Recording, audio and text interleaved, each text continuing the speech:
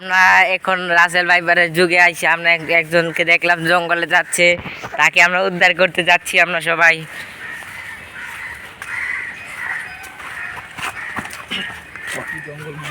কি জঙ্গল মঙ্গল এই পানি টানির ভিতরে দিয়ে রাসেল ভাইপার আছে। আমরা এখন আছি চট্টগ্রামে।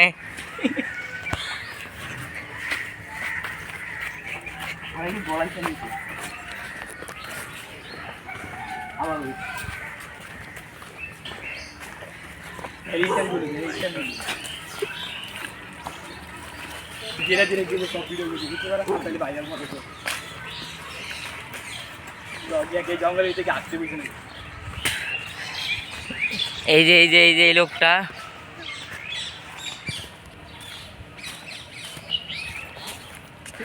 ফোনে কথা বলছে প্রেমিকের সঙ্গে।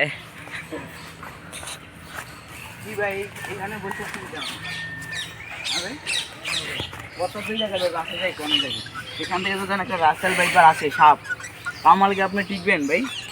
হ্যাঁ ভাই, কেন কেন ভাই? আপনি জানেন, আপনি কি জানেন যে সাপ বাড়াইবো না?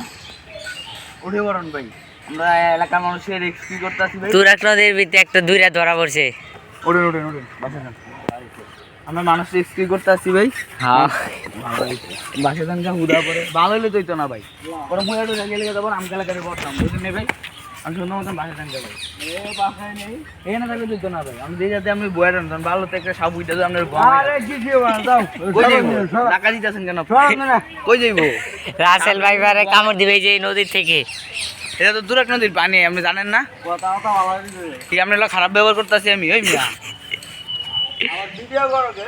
ভিডিও করবো না, কি করবো? বাসা না